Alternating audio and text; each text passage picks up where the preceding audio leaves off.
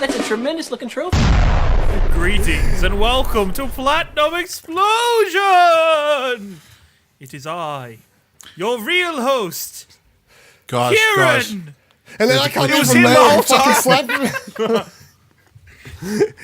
What's going on here? You're not hosting the show anymore. It's Dylan. It's me, Dylan, returning from the dead to host Platinum Explosion. And this is the first time we've ever done the intro to this show today. We haven't already tried to do the show 2 times before this, which will hence make the start of this show probably a laughing stock. Because this is never this never.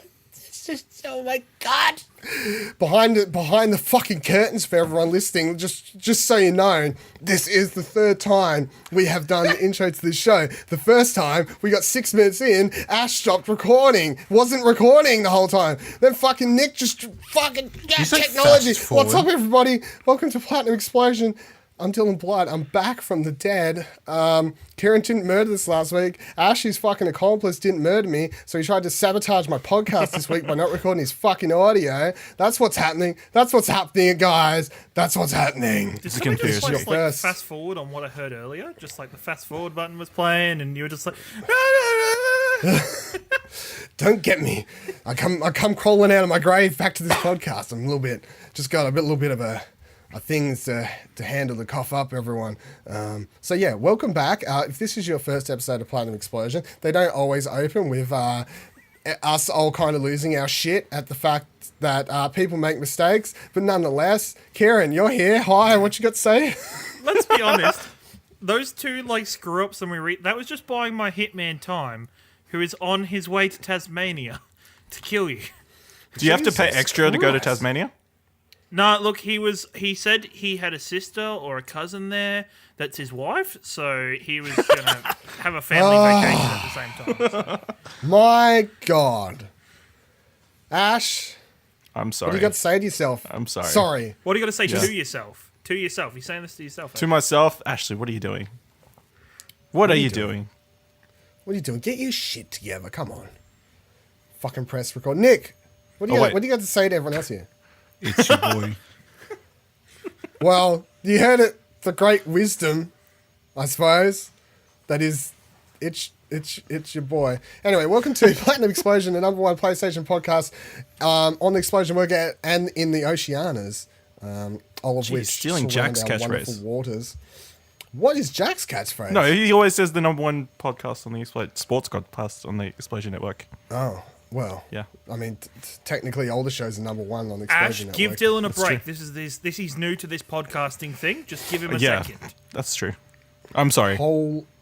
My this hosting God, thing must be guys. really difficult. It is actually pretty difficult. Right, let's just jump into the first topic this week. I want to talk about Pyre. Really? Pyre came out last week. It is a game. It is really good. I played it in my sick deathbed for 2 days. Finished it, got the platinum. It was a lot of fun. Now, some of the people on the Explosion Network may have caught footage of Pyre when our own Jonathan Peck was streaming the game last Friday over at twitch.tv/Explosion Network, which you can follow and check out there.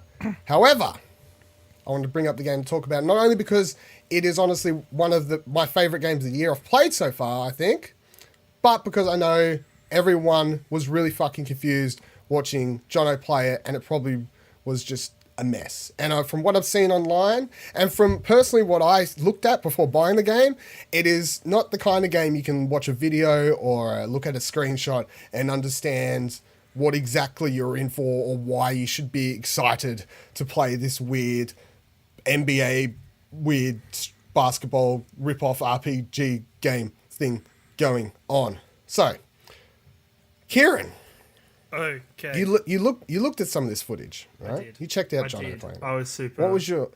I was super confused. I didn't understand how like the mini comic book like short cutscenes of people talking fit in with this crazy game of like floating magic balls and flying birds and different characters fit in with Jono exploring this caravan that had different stuff. and then all of a sudden he rubbed this magic ball in the caravan, and a lady popped out of it and told him to do some training missions, and I was so goddamn confused. How did winning that game progress you in the story? Please explain. All right. It is a weird game. So, Pyre, made by Supergiant Games, is A, a visual novel, and B, a basketball game. which is probably not something you quite often hear. But like, not normal basketball. Well, it's like, I mean, you literally have to move, just shoot a ball into a goal. It's like, what do they call it? Like NBA Jam? No, not Jam. It's NBA, Yeah, no, Jam it's was Blitz, or is it Blitz? Blitz, or what Yeah. it's Street or something like that. It's Street. basically what the rip-off of this is. Now, how it all works in conjunction is, at the start of the game, your character, you wake up in like this banished area. It's like everyone in the world you're in has been banished from the like main Earth, or whatever you want to call it, the main part of civilization or something like that. And you're basically in this different world. And you join up with this other team, and then everyone down there basically battles in this game, which is like the basketball game, in like the face of the gods, more or less, to try and be the best. And then as you get a little bit further in the game, once you win enough games, you can go do like a big battle, and that lets you put up the chance, if you win, to send one of your crewmates or teammates or whatever on your team back to the real world, basically. Like if you win, the one person you nominated will get sent back to live out their days actually back on Earth or whatever, the real world. They're not banished to wherever this weird place you're living in. So the game is a combination between a visual novel, where you'll do a lot of reading and text between the characters, learn about their backstory, learn about the world you're in, make choices, so you get to pick like what to say at certain times and stuff like this. And then other parts of the game, you travel around, there's a few RPG elements, and then the main guts of the gameplay is the weird NBA Jam Street thing where you can there's combat involved where you can shoot players and different characters, different abilities, but you do have to like score the ball and get your enemy's Pyre, which usually starts at 100 health, down to 0. You can pass the ball, golf. shoot the ball, stuff like this. It is a crazy game, and I completely understand why people just tuning in randomly to the stream wouldn't be able to understand it. I feel like it's something you would need to watch from the start, probably to understand, and it's probably something that you definitely wouldn't get or know if you'd like unless you just took the shot to play it, I guess, because it's from an outside, and even like talking about it, it's not something that's easy to sell. You kind of have to play it.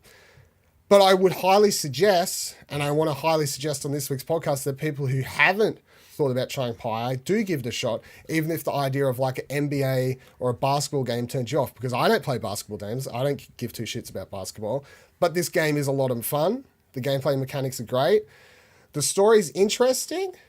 It's probably the worst part about the game for me was there was a little bit too much visual novel jibble jabble. I didn't care about some of the stuff the character was saying half time, and I skipped the text.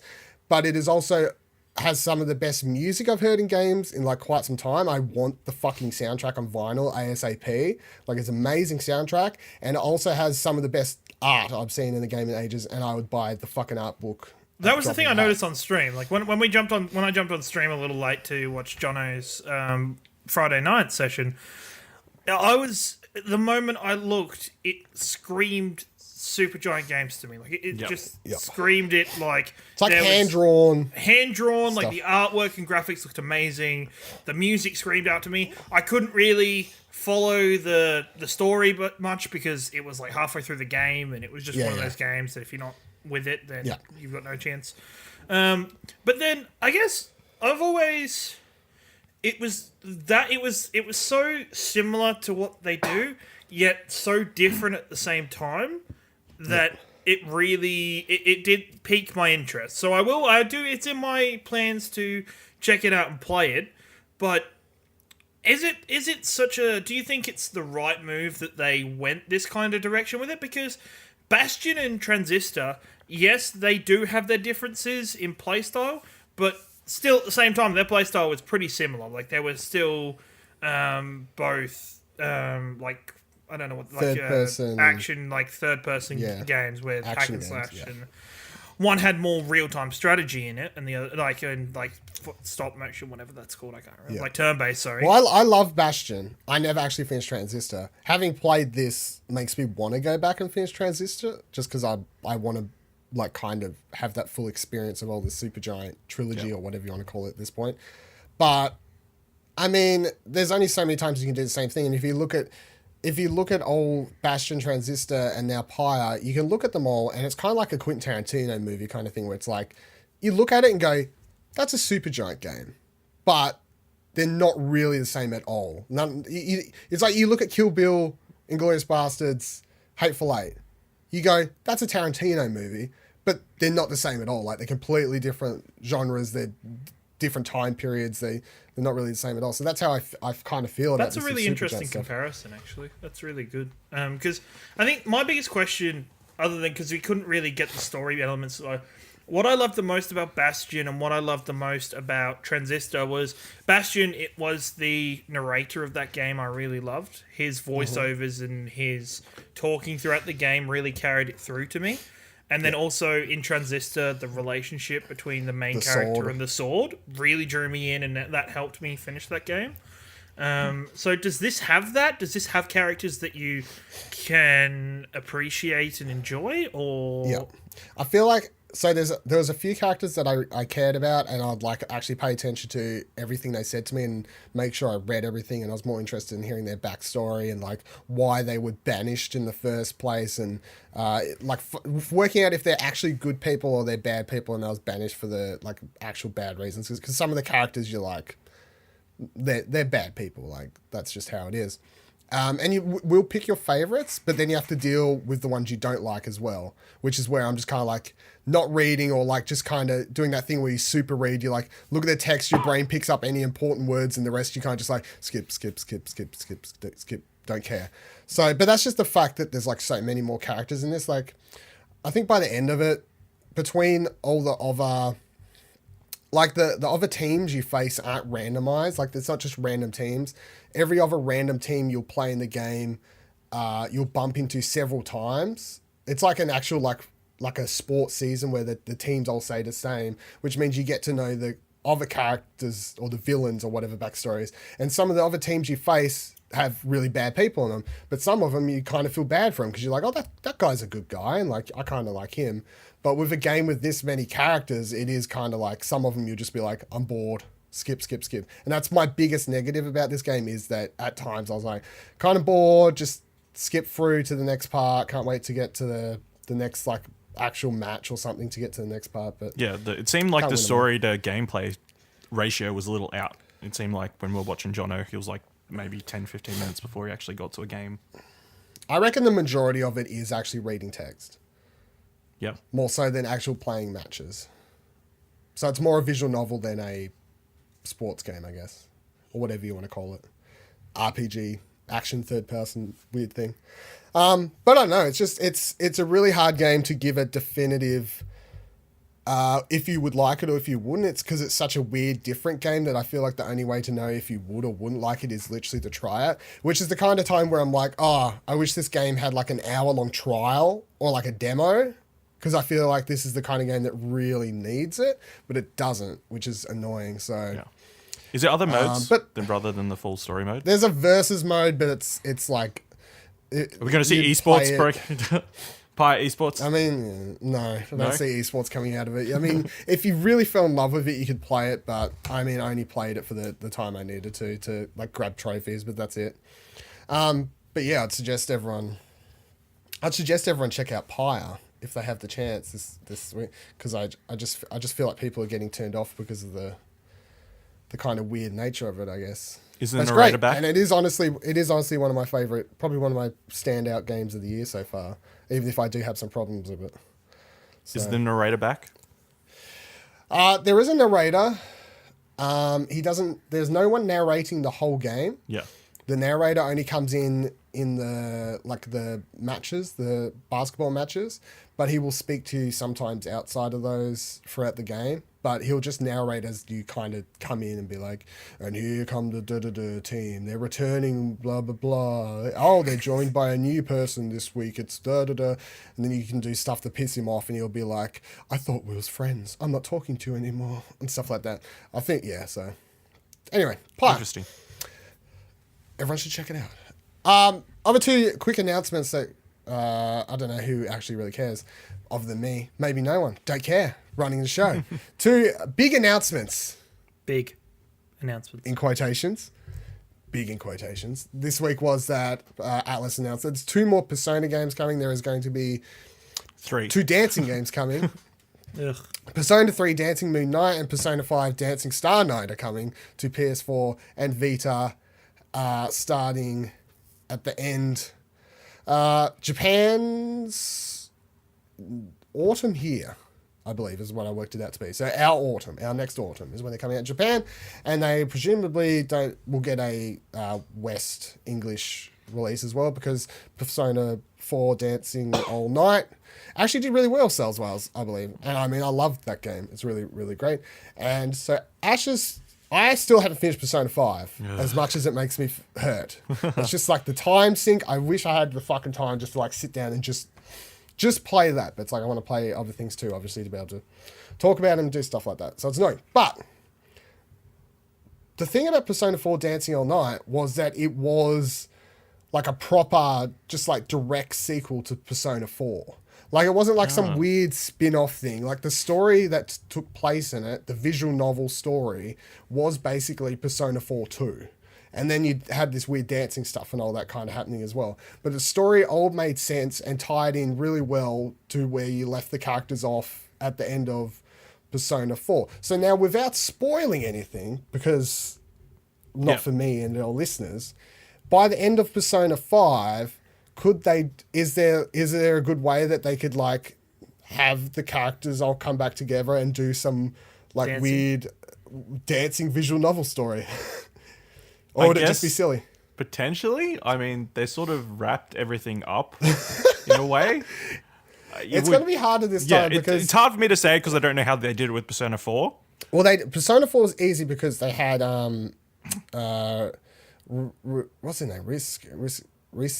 Risk, I can't remember the freaking name. Anyway, the pop star character in Persona 4 in the game gets asked to come like do this dancing thing basically.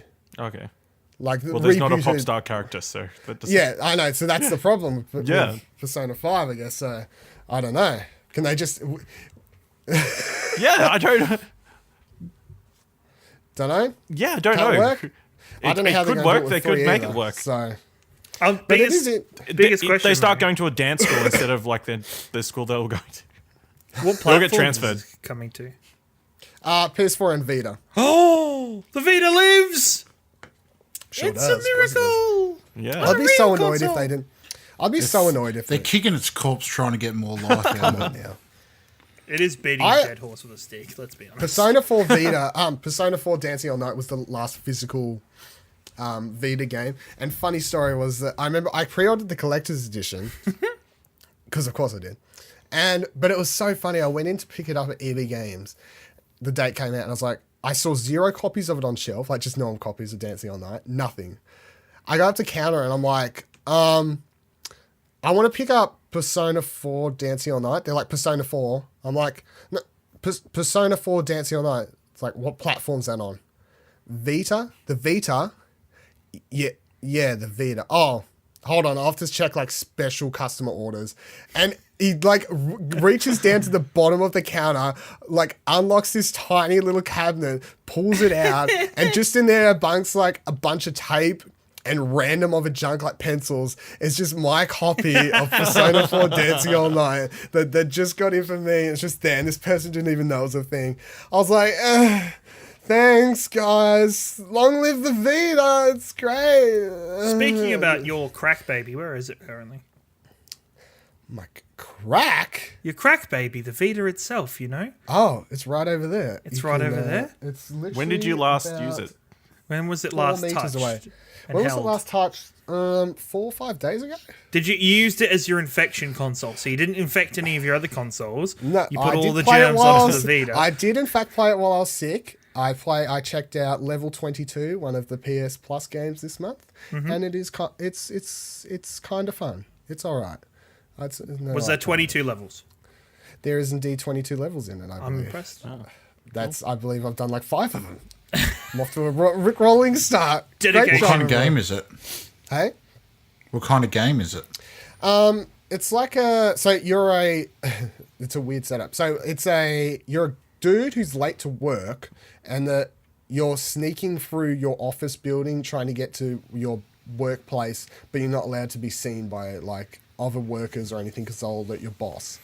Is it like a 2D So- platformer or something like that? No, it's like a top-down, like little like sprite animated kind of cool Like art style thing. Hotline Miami with Yeah, Hotline Miami, like you're putting down your That sounds alright. I might actually download Yeah, it. it's kind of fun, and Check it out there's this like each 5 levels or whatever. There's a boss level. Like I got up to the first boss level, and it was kind of it's kind of fun. I was like, this game has a funny little story going to it where you're trying to sneak in.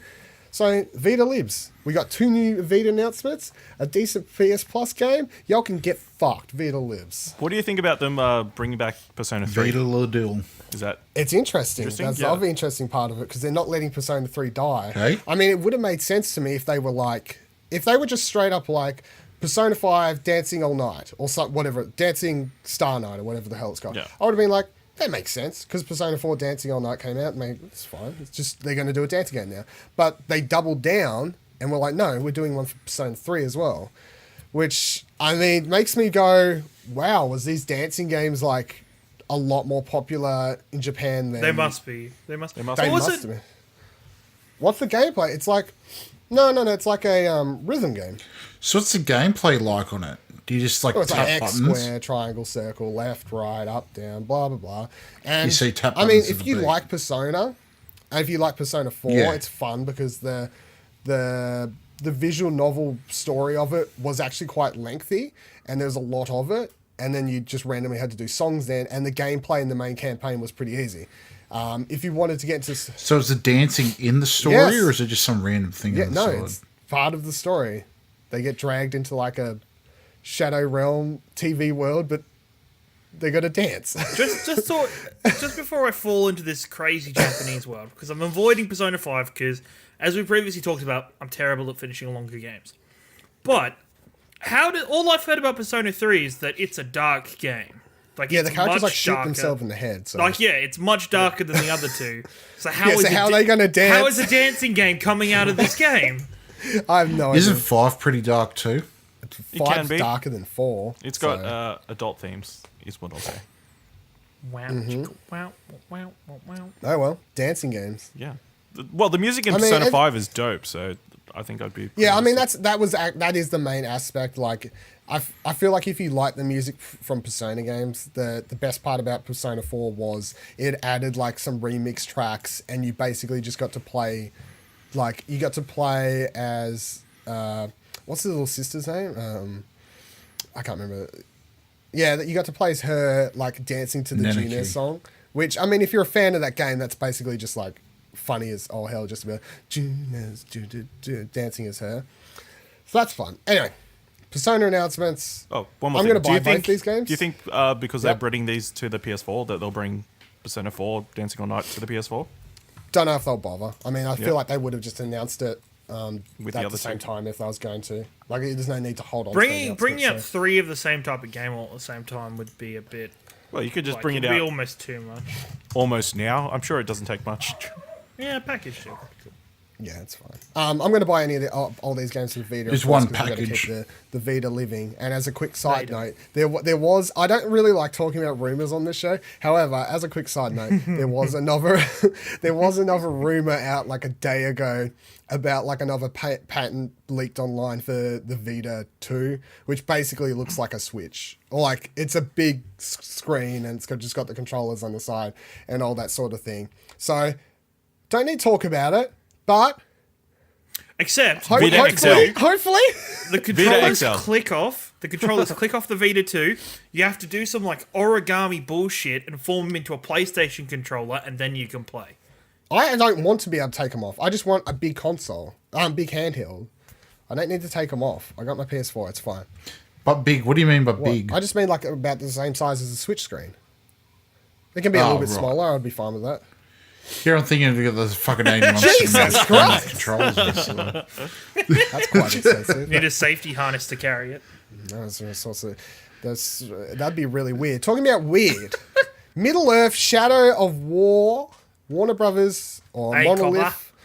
dropped. Oh my, I Hey, cover.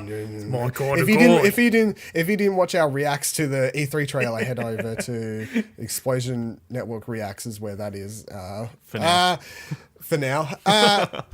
This week, Monolith and Warner Brothers Games announced a really weird announcement for the upcoming Middle of Earth game that I personally think is kind of stupid and doesn't make any sense to me. They announced that there's going to be a whole heap of microtransactions in the game. You can purchase chests, war chests, XP boosts and bundles, all sorts of things that basically give you XP boosts, obviously, weapons and armor out of chests, and then one of the other chests will also like randomly give you orcs for your army. You can also then just use real money. You can also just use your money just to straight up buy gold, like in-game currency gold, just with your real money if you want to. So you can purchase pretty much everything that you need in the game with your own money. I honestly don't understand this at all. Like, I don't understand. I know that, like, whenever this stuff happens, people like to be like, oh, you don't have to do it to them. Like, you can let people do it. I feel like it is so shitty to include stuff like this because it bites on the worst type of people who can't help themselves. And, it's like there are people out there who will just be like, it's there and, maybe I'll want to level up a little bit quicker. I'll spend like $5. Karen, you're waving your hand around. Are you one of these fucking people? I'm terrible. I'm really bad. Oh my god. I'm really bad, and I don't want to be. It's a problem. I won't do it for I do it with like cosmetics for games. I don't do it for like There's different benefits. orcs, Kieran. Different orcs. Are the orcs going to be? Wait, are they going to be shiny orcs with like golden? Oh my Probably God. not. They're orcs. And You get the Halloween skins for your orcs. There's going to be Halloween skins for my hawks, and there's going to be hats. If they were like, we're doing have in-game hats. microtransactions where you can buy outfits for your orcs, I would have been like, that's fine. Like, that would have been perfectly fine for me. But you can buy literally everything you need to finish the game. Weapons, orcs, XP boosts. It's just like... That shit. Why? That even though I do purchase cosmetics and crap, that kind of stuff really pisses me off. Just because, it breaks the game because it's just lets people buy what you need. And it's not an online game, but that's the other thing. It's like, it's not an online game. Why do you need bonuses? Why do you need help? Like, it's not like you're trying to race against somebody else to get better. Is this kind of like foreshadowing saying, like a mentality like, we've made our game that long that people are going to be that pissed off to buy shortcuts? Maybe. I hope so. I hope that's what it is. So we have the I hope it's long. No, sorry. I hope it's long. I hope it's not like, it's going to be too long. I guess it's like a... Because that's kind of what I'm reading into it. I think maybe it's like paying for an easier mode. Like, Yeah. So you can advance much easier. Yeah, if you're suck at games, I guess. Also, all that stuff, like the way they show it on the screen is always obnoxious and annoying. Yeah. And if it's just, I don't want it to be everywhere. It's just going to ruin. Do you remember? Did anyone play that Great. one? There was that one Assassin's Creed. It was the first. No, it was the second one. It was like the France one or the Unity. Unity was filled with fucking like microtransaction shit all over the map. Like, you'd walk up to a chest and it would be like, spend money here. You'd like open your menu. It's like, spend really? money here. You'd like fucking go to save the game and be like, spend money here. And they took it out by the next game. But I remember just playing that game and being like, I don't want to, but it's in my fucking face no matter where I go. And it was just so annoying. And it honestly takes you out of the game. Like, I felt... Like, in I wonder if they Apple. don't have a microtransaction to get rid of the microtransaction. I would have fucking paid it, I think. Like, they would have got me. They would have got me hook, line, and sinker on that one. I would have been like, I don't want to deal with this shit. Like, it's just so annoying. The thing that annoys me, and I mean, the main thing I hear argued about with this type of stuff often is like, oh, it's a single player game. Like, it doesn't affect you. You know, if people want to pay that money, just let them. But I honestly do feel like it is targeting, like, it just targets a bunch of the type of person who can't help themselves. And I feel bad for them. And Yeah. it's like... It's a business, though, and if they can take advantage of that, then why wouldn't they? Also, with it, it kind of ruins the respect I have for Monolith now. Like, they won so much...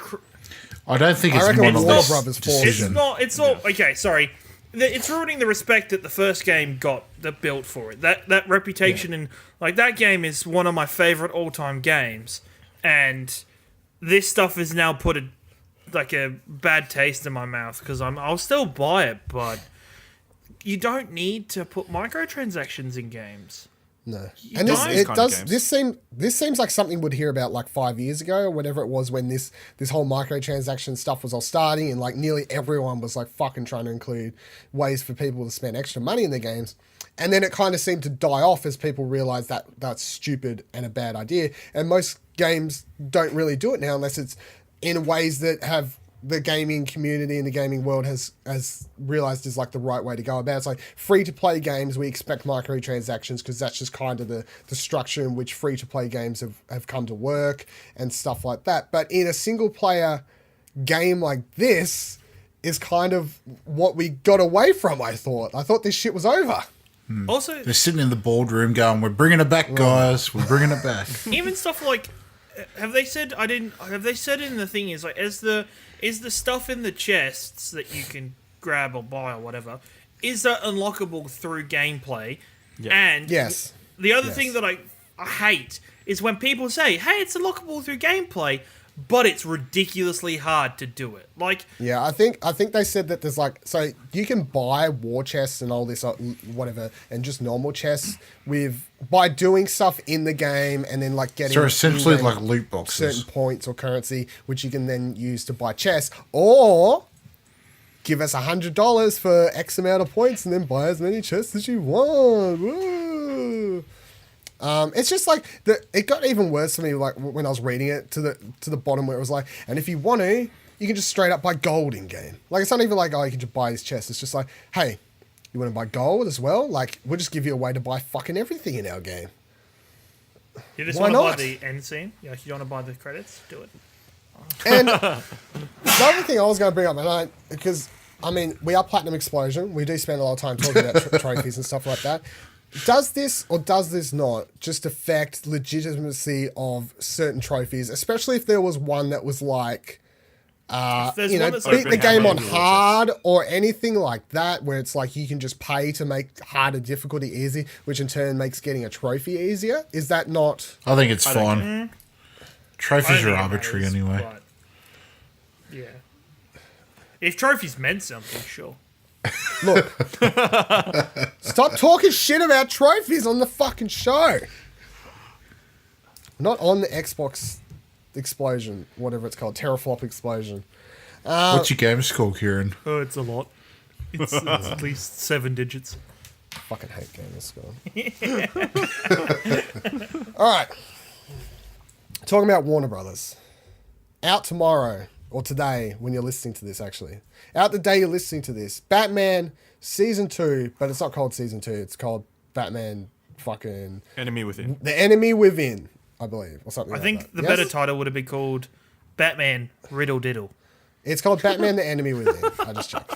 So Batman the Enemy Within is out today that you're listening to this. So I wanted to take the chance today to talk about what we think is going to be happening in this upcoming season of Batman. Now, we're going into full spoilers of Season 1.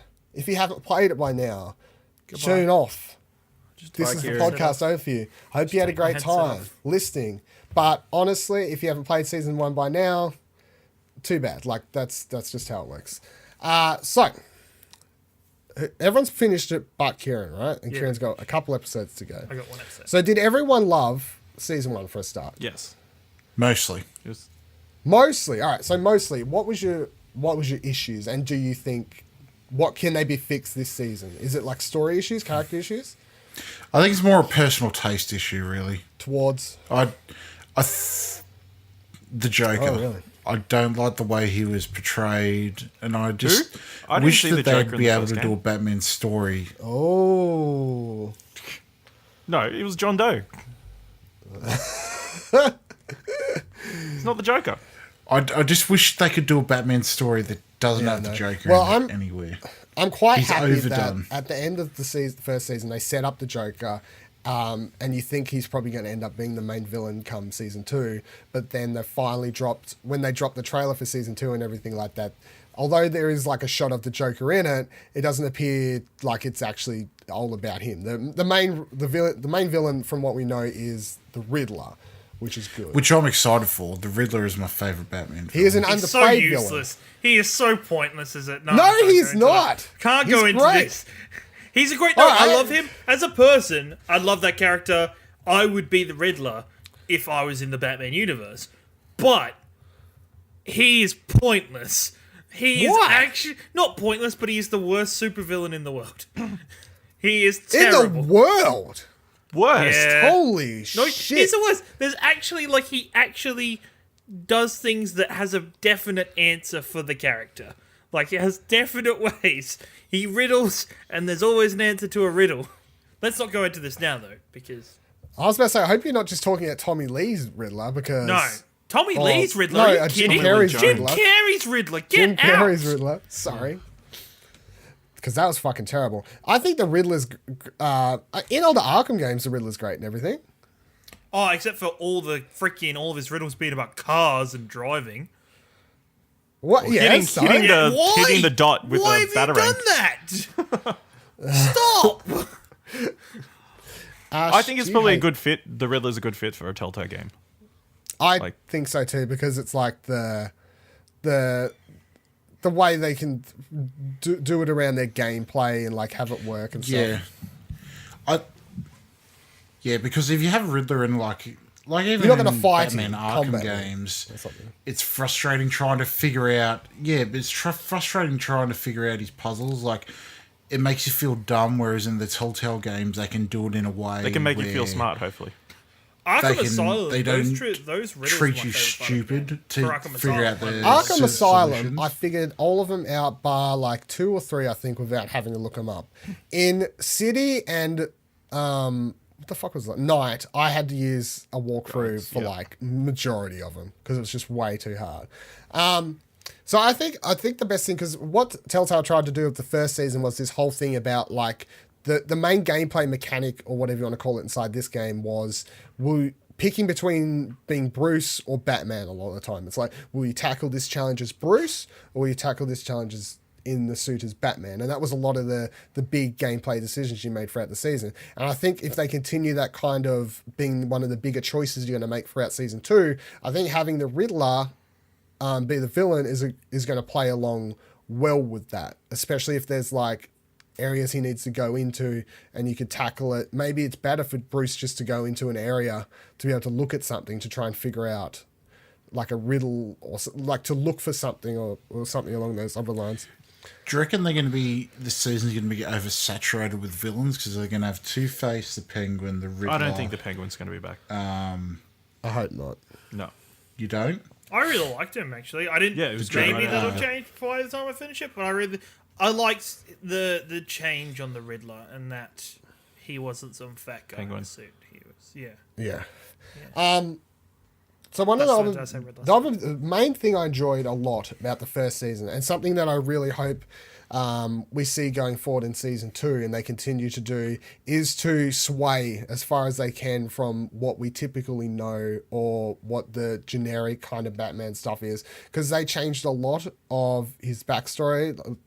Like the biggest thing is obviously they changed all this stuff to do with his parents and all that stuff, and that was really cool. The stuff they did with Alfred was really cool. Yeah. The changes they made with Two-Face and Penguin were all really great. The changes between the Joker changes, like, fine. I mean, he's just not the Joker yet, so that wasn't really that big of a deal.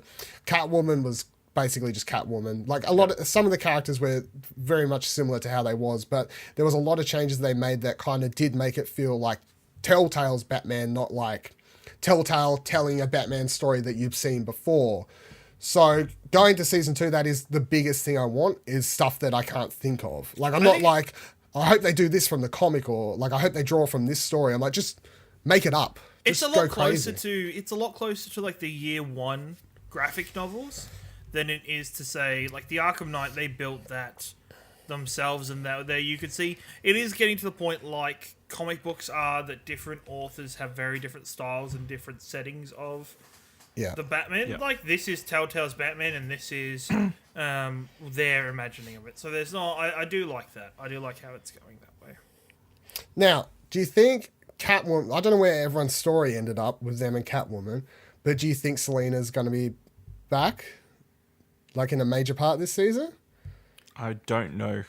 Maybe. Where did she end for you, Ash? She left. What happened with you and Selina? She left for town before. Yeah, on happy. Did you end happy or did you end bad? Because I know I think it ended well. It was mutual. Oh, right. It ended well. Nick? Yeah, we banged. I don't need to hear from her again.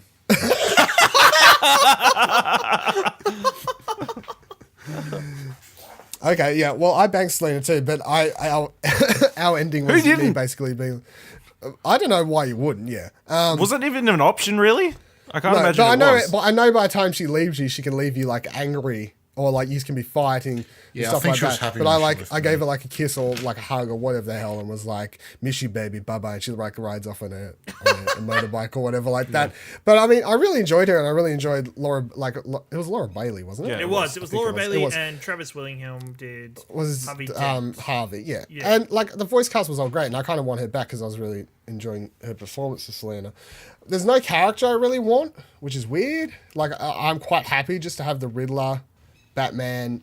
I'd be quite happy for the Riddler, On Batman. Calendar Man and Clayface. Question. Troy Baker, better Batman or better Joker? Joker. He's a better Joker, I would agree. Yeah, I didn't play Origins, so Batman. okay. I can't. Spoilers, the Joker's in it. You just need to watch that Comic-Con panel where he destroyed that person. That was like, do you think you can live up to Mark Hamill's legacy? Yeah, he And did he destroyed them. I have to look that up. A lot of You do. It's so his good. Batman is. I mean, it just sounds like him. I mean, I think that's the thing I can't separate. Like, it just kind of sounds like Troy talking, like a little bit of a deeper voice at times. Like, he's like, I'm Bruce Batman. I'm here to talk and all this stuff. I'm like, you're Troy fucking Baker, and I can tell. Like, there's no. He's too big of a voice actor now to like just play this part. And I think if it was like the difference between like just a voice role like this or something compared to being like a big actor, live action doing a performance, is that you can obviously bring something physical to it. Whereas with a voice actor, it's like if you're not bringing something that little bit extra, it does just sound like the actor talking. It's like Nolan North can't just do. Like if he just does any other random role now, it's basically like, oh, that's Drake talking to me. Yep. That's Drake. And this is like a completely separate topic, I suppose, about like big voice actors in the industry and stuff like that. But that's a problem. It's pretty much just those two, pay though, isn't it? attention to that. More or less, yeah. I never listen to something and go, oh, that's such and such. There's no way if a game came out, like some generic third-person shooter came out next week and you played it and it starred Nolan North, there's no way you wouldn't be like, huh, that sounds like Drake. Because it is Drake. And there are so many third-person games that came out that he voiced around the time of like Uncharted 1 to 2 era, that all of them, it's just like, I'm playing as Drake, except for he's a bald-headed military dude. I'm playing as Drake, except for he's a space soldier this time. Or I'm like, playing as Drake, See, except he's Deadpool. yeah, I'm playing as That Drake, never except he's happened to me. Deadpool. No, his Deadpool's actually all right. Yeah. All right. Complete. So, everyone's looking forward to season 2. What about? It's great. What happened to you guys, Harvey He Dent? has a normal face. That's all I remember. I honestly can't remember, which is weird. He has a He normal has to be face. Two-Faced, though, right? Mine's fucked up. Mine's no. Mine's He doesn't need to be Two-Faced, does he? He becomes Two-Faced, but he doesn't have to have the scarred face. Oh, okay. No, mine's got the fucked up face. Mine Mine does too. doesn't. Yeah. I'm going to make sure mine has the fucked up face. I guess I'll be finding out. If you're so later. far in, I think you've already missed that point. Have I? while I'm at this point as well, with Ash and me have found out recently that we seem to make the exact same choices on Telltale games, like all the time. Ash watches Apparently Blade not. Guardians. If you've got a normal Really? dent. God damn it, we broke our streak. Ashley was like watching me play Guardians of the Galaxy on stream like the other week, and he was like, "Well, we're making the exact same options here." Okay, stop now. It was a bit creepy. That was a really short kind of crap episode. BT Dubs. Episode 2. But that Episode 2? that rocket, Nah. They're all shit. They're all that shit. rocket While we're on the section. topic of Telltale, what's up with this thing now? Because I didn't realize until you mentioned today, the Batman was out tomorrow. Yeah. So they keep doing this to me, where they're just kind of like, "Oh, next project's out, guys." By the way, like, Yeah, they stopped There you announcing go. it so early, and There they you I go. think Well, they're- it was announced they're at trying to E3. fix- Yeah, they announced it at E3, but they didn't like. I feel like ages ago they'd announced some of their projects like a year out. It'd be like Walking Dead season 2 coming soon, and it took like a year before it released or something like that. So they kind of slowed back on that. They're like, well, it's coming soon, like within the next like 3 months, which is I do better. hope that the Are we worried about the quality of it being so soon from the other No. one? Not really, because I had zero problem. Even I had the no writing problems with quality. season 1. No, the writing quality, no, because they have like the team of what, like 2-3 writers. No, I'm not saying the quality of one, but like, would there be a dip in quality? being maybe it's you being never know. They rushed might have out, written it as all at the same seems? time. Yeah. Like they might have just had the same team together the entire time, just writing all the way through, which I would really like. I really like when TV shows do that. They write like 3 seasons and they're like, "Hey, we can fix it as we go." But Because Telltale for me has been hit and miss lately, so I'm a bit concerned. They've I'm been putting just out so more much. I bothered- think there's 3 series going at the moment. So, and they just finished just- Walking Dead, more bothered by their What's the release third schedule, one? Minecraft, story mode. Oh, which I need to play the first one still. But their release schedules for Guardians and stuff, I really hope they have a better release schedule for. Yeah, it's like Well, I'm 2 just looking at months. season. I'm just looking at season 1 of Batman. So it started August last year and finished in December. So it went August, September, October, November, December. Which And that was I mean, announced they at weren't Game Awards exact- the year before, wasn't Yeah. it? Yeah. yeah. So I mean, you can't really complain when it's August, September, October, November, December. No, when you no. look at it like that, you're like, that's I fine. didn't realize it was that. But late. Guardians I of the thought it was Galaxy, a- I feel like I've had that game for ages. like- and there's 2 episodes out. Yeah, I feel like Guardians did take way too long between episodes. Some of their series do fine. Like I've played the last series of Walking Dead, Which is fantastic. Like I've It's got all great. the episodes. I got to play for it all. But I remember I was downloading each episode as it came out, and I remember thinking, "Oh, these are coming out on time. Like that's good. These are coming out on time." Yeah, well, the release schedule for Game of Release- Thrones. Game of Thrones There was like in 3 general was months terrible. between one episode or something ridiculous, probably. Game It's of Thrones fucking was terrible. terrible, Yeah. though. I hate that's my least favorite Telltale game. Yeah, it's probably my least favorite too. Telltale needs to like. I know. I feel like they're getting better, but I mean, they're just still a bit hit and Part of miss, me and I feels feel like I kind of want them to like go away for a little while and then go back. They need to I blow would it up and honestly just start prefer. again. I mean, in my dream world, it's like before each season, I'd just be like, episode 1 comes out in this date, episode 2, 3, 4, Yeah. 5, like, and they have dates for every single episode already Yeah. lined up, and they hit them. Like they don't push them. It's just like where it's like before they even start putting out episode 1 of a season, they're like they've just finished like episode 3 or something. So they're like, oh, we have 2 episodes to finish by the time we get to that date. We'll be able to do that. That's fine. We've already got 3 in the bank. But instead, it feels like they put out episode 1 and they're like halfway through working on episode 2 or something, which means there's like sometimes they get problems and they have to get pushed. I don't really understand why. Like it's weird Isn't how some of their games they're do. not checking the feedback, maybe? Do you think? I don't know. It's just it's The weird. problem is that people buy the season pass and then they've already got your money. so I'd they be have okay no if they real literally incentive. said, right, this day every month you are getting a new episode. Exactly. Of a game. Not A doesn't have to game. be doesn't have to be the same series. Has to be a game. Like if I've got, say, Wolf Among Us comes out around the same time as Batman, they're like, all right, this month is Batman, next month Wolf Among Us, and then they just you- keep doing that.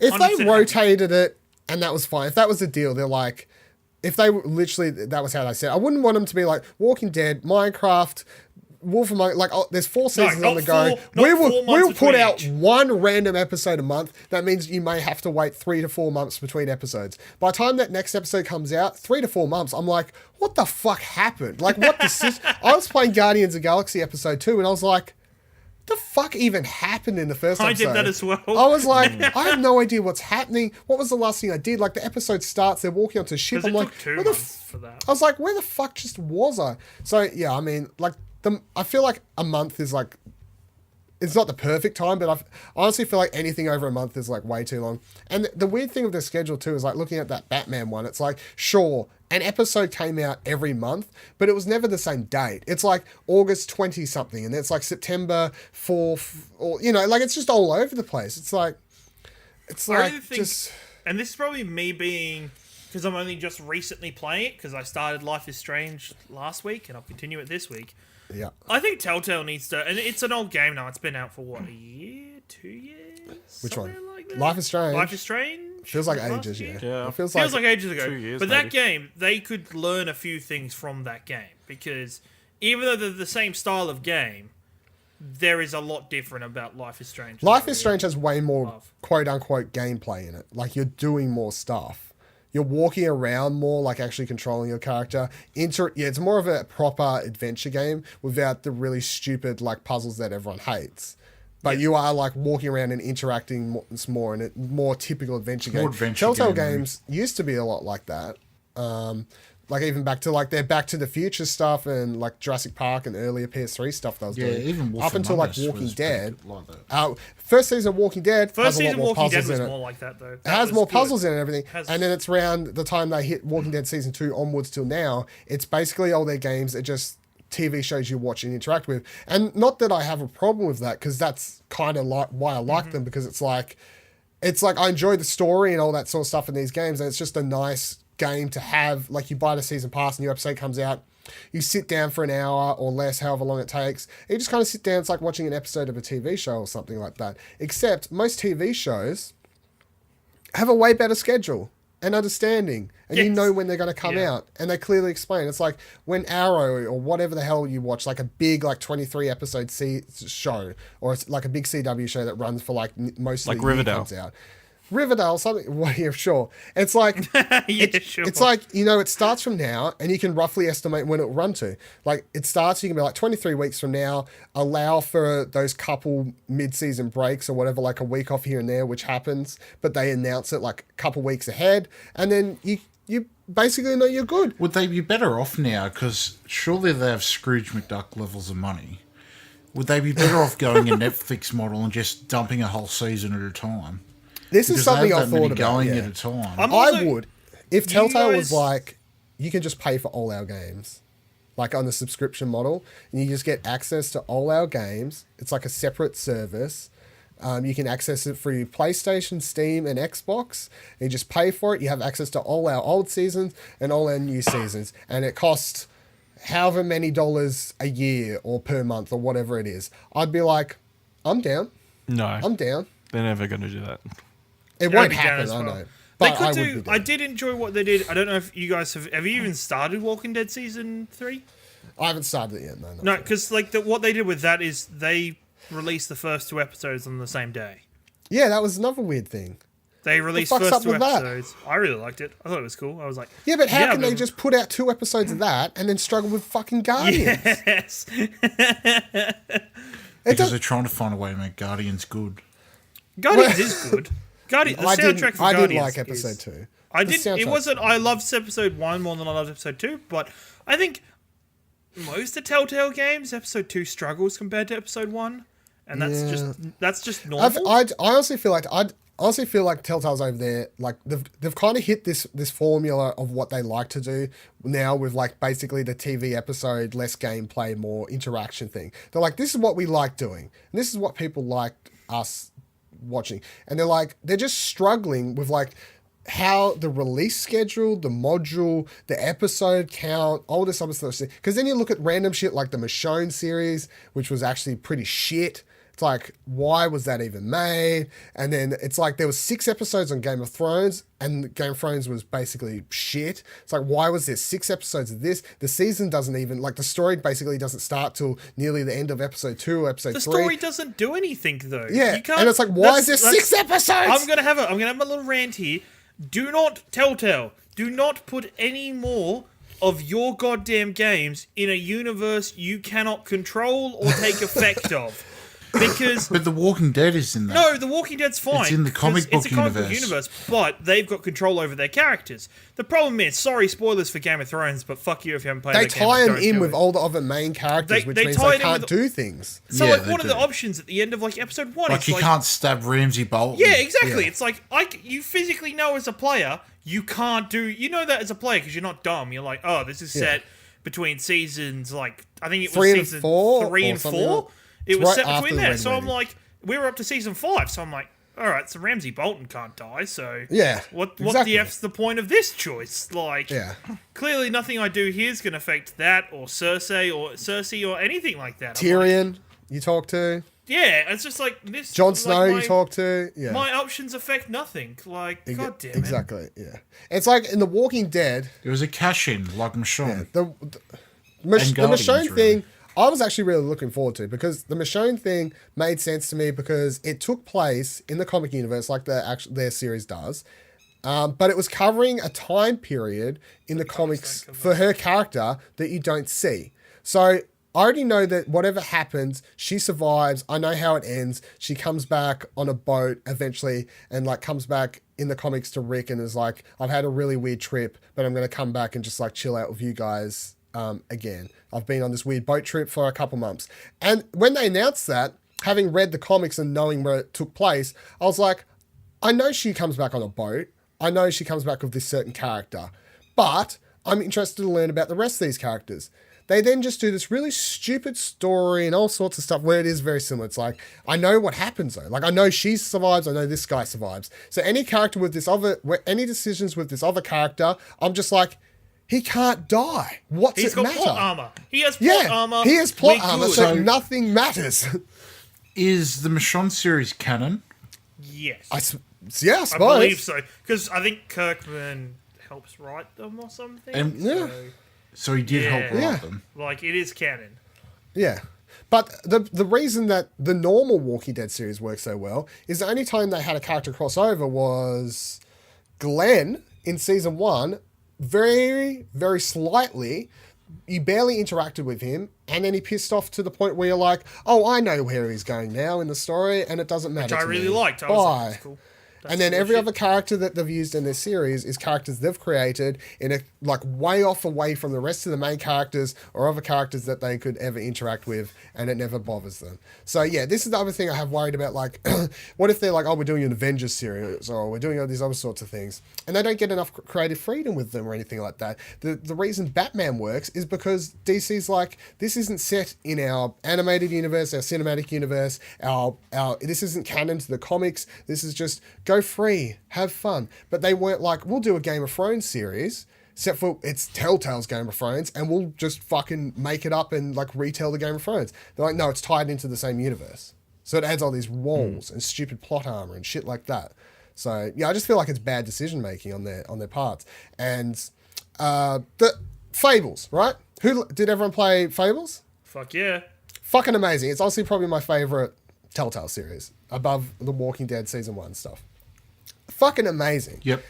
Tied into a comic series that's already around, that has canon. Comic series is actually finished. Fables is done and dusted. However, once again, it's Telltale's Fables, and they just do stuff that basically they just do whatever. Like the way they told the story, it didn't matter to the comics. It doesn't affect the comics. It doesn't matter. It's just like they got to do what they wanted to. So I mean, when you look at it that way, Fables, Yeah. Vertigo, imprint of DC, obviously, Yep. and Batman, two series that they've had greater success with, two series that the creative rights holders have said, go for it. Do whatever the fuck you want. Doesn't matter. Call it Telltale's Batman, Telltale's fucking Fables series.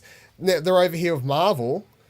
They're kind of like, when you look at the actual series names, it's called Marvel's Telltale's Guardians of the Galaxy. Yeah. Yeah, it is, isn't it? So they've had bad success with their first go at Marvel, and their Game of Thrones run was also shit. So I mean, I got to give mad props to DC, I suppose, because they're technically just. I've also the pinnacle of all Telltale games currently, Tales of the motherfucking Borderlands. Yeah, where that's true. Also, they were 2K just like, oh, fucking go for it, just do what you want, and that universe is perfect because it's like. yeah, and that's probably my second favorite. That's I mean, Tales from Borderlands, Fables, and Walking Dead season 1 are my top 3, and Tales was another one it's like when that's announced, you're just like, this is the stupidest fucking idea I've ever had in my life. Was. This series at is the going to be time. stupid. How are they ever going to do this?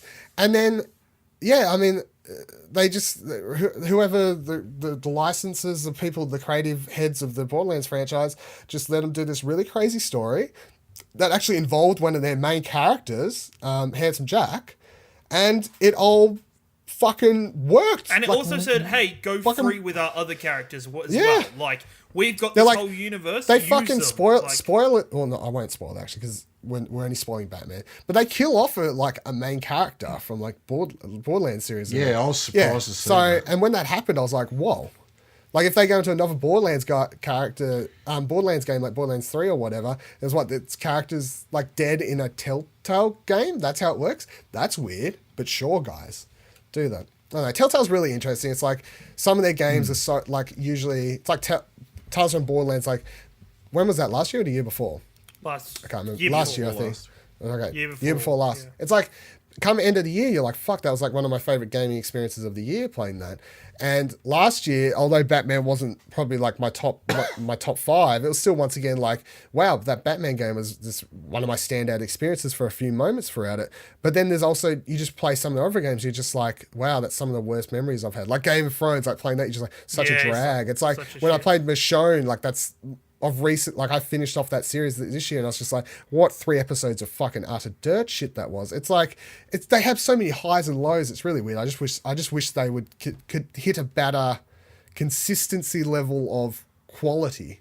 Also, Tales of the Borderlands, a game that every episode, as soon as that starting sequence finished, I would pause the game, open up Spotify, and find whatever the song was at the start of the episode. Because Add that it to a playlist. soundtrack is awesome. amazing. Yeah, I've had that whole playlist on my phone and I listen to it pretty much every day. Yeah, It's fucking like great. part of my normal like playlist. I'm like, yep, I love that soundtrack. This shit. Yeah. Well, anyway, shout out to Telltale. Love you, Telltale. As we just, We talk about as we adventure games a lot basically here. We talk about this, them a lot, You fuckers. I mean, they're great. They make a lot of my favorite games every year or every second year, or however the fuck you want to work it. But they also make a lot of my least favorite ones. It's like a love-hate relationship. And it's like whenever their games are buggy, I fucking hate them. But whenever they work, I love it. So it's I don't care about the bugs. I care about the shitty writing. that too. Some of the bugs. All right. So jumping into the last segment of this week's show, hashtag every trophy counts. Once again, a shout out to Telltale. Batman's The Enemy Within Season 2 trophies are up, and they are just finish the fucking game, get a platinum. None of this fucking Minecraft series bullshit would actually make you have to do stuff. Get out of here. I just want to play the game. I don't have to Can I concentrate ask, on other shit. what does people think was the reasoning behind? They went through that period where they took platinums off Telltale games, and now I have they've given no platinums idea. back. I don't know. Walking Dead Season 2 is like one of my worst memories ever. Just being like, the fuck? I don't understand anything that just happened in this fucking game. Hellblade, I can't pronounce the last part. Do you reckon it's Senua's or Senua's? Senua's Sacrifice. Senua? Sailor Moon's Sacrifice. Hellblade, Sailor Moon's Sacrifice is also out this week. Ninja Theory's newest game. Don't know if it's any good yet. I'm planning on checking it out. Looks really interesting. But on the trophy front, 1 platinum, 9 gold, 5 fucking silver, 0 bronze. Guys, color me interested from the start of the look of this game. Going Ninja Theory, color me fucking really interested when you tell me this trophy list. The trophy list basically includes what looks like beat a bunch of bosses. There's like a trophy for defeating this person, enter certain areas, and then there's a couple trophies for completing some challenges, and that's it. It kind of don't know if worries the me. game's hard, but it looks easy. I mean, I think the game's probably pretty linear, and other than like maybe a challenge map or something, it's very just like straightforward story, boss battle kind of stuff. I'm really interested in the game, and I mean, I'm already really interested, but give me an easy trophy list, and you're going to spike my interest. It worries me more when as a well. game has an easy trophy list and then I haven't seen any gameplay for it. So I'm like, There's gameplay up now if you want to watch it. Like will watch IGN, it. I will IGN watch had it. stuff up before if you want to check it out. Yeah. And the last trophy list I want to talk about was another game coming out this week, which is the Mega Man Legacy Collection 2, which once again they did not give a platinum, which is really weird to me because I feel like both collections deserve a platinum. Like it's not just one Mega Man game, it's This seems to be several worse Mega than Man the other games. ones, isn't it? It's 21 bronzes. Yeah, it's 21 bronzes, which is worse than the other one. And it's just like the trophy list aren't Link even- got the bronzes that Hellblade didn't. Same number Hey? of bronzes as Shaq Fu. Oh my fucking god! I mean, it's pretty terrible. It's a pretty terrible trophy list. Less bronzes. No, more bronzes than the game of the week last week. Frisky business. Frisky business. What a classic. And then you're fucking terrible.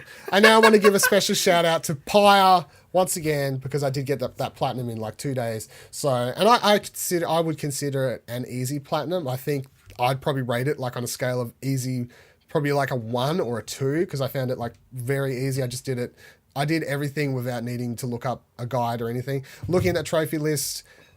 You may need to plan. There's like maybe like a trophy you could miss, but you could probably just start a new game and get it within an hour anyway. So I wouldn't worry about it. And I suppose the difficulty could be up to like a 3, 4, 5, depending if you have like issues really getting to grips with the game's mechanics and stuff like that. Like if you don't really don't think you're very good at the game's mechanics, you're probably going to struggle a lot more with one of the trophies in particular, which is very similar to other Supergiant games, which like Bastion, which is to have like 12 multiply things that like make the game harder, but then you get more experience, which they did in Bastion for challenge maps, which you have to do again here. I did it. I then happened to leave all of these things on for the next 3 matches. Wondered why the game was getting so fucking hard all of a sudden. I thought it was a really deep... I was about to give it points negatively because I'm like, wow, they just spiked the difficulty out of nowhere. And I was like, oh, wait, no, I've just had these fucking modifiers left on for the last 3 matches. Can you add those from the start? Can you add like the modifiers really early so you do that trophy early? No, like halfway through the game. Halfway through the game? You need to unlock them all. But that's it. Thank you everyone for joining us. It's been a wonderful episode to talk about everything but mostly Telltale. Shout out to them. I am still, in fact, Viva La Dill on Twitter, VIVALADIL, and I am well and alive. I'm sorry you're still here. And around the explosion work. Jesus Christ! Kieran, where can people tweet at you, Kieran, to tell you not to fucking kill me? People can tweet at me at your boy Ringo. Slide into my DMs if you have any decent murder plans, or if you've got a cousin that can like hide a body for me, that'd be great. Oh my god, you're terrible, Ashley. You're the fucking worst accomplice and forgetter of pressing record on audio. Where can the people tweet at you to remember to press record? You can tweet at me at Ashley Hobley, ASHLEYHOBLEY, and thank you to everyone who tweeted us, letting us know that Muppets are part of Disney. So I appreciated that. I got a lot. Muppets in Kingdom Hearts 3. Muppets Treasure Island. Kermit is just going to flail around. Oh, these are all so fucking terrible. Nick, where can people find you to Treasure tell Planet World? You can find me on Twitter at Viva La Dill TV. I mean, that is a real... it is a real Twitter account, so sure. If you want to tweet at him, to everyone else, I hope you have a wonderful evening. Play all your games. Don't forget to check out Pyre and Telltale Batman Season 2. I hope it's good. Plat. This August on the Explosion Network. If you want more of this good stuff, check us out every week on podcast services and YouTube. Pleasure Explosion, the original Explosion pod, goes up every Monday. Our PlayStation podcast, Platinum Explosion, hits on Tuesdays. And we get into some sports discussion with grandstand gurus each and every Thursday. We're celebrating our Twitch affiliation with an all-day stream on Saturday the 12th over at twitch.tv/Explosion Network. Make sure to keep up with explosionnetwork.com for all the latest content, including weekly stream schedules, reviews and reacts, plus our Game of Thrones reaction show, South of King's Landing. Plat. Hey Dylan, I really need to send you this package, but just don't open it. Why? What's going to be in it? I want to send you some cookies. What? Cookies? You think I trust you? You think I trust you with the... You think I trust you? I don't trust you with that.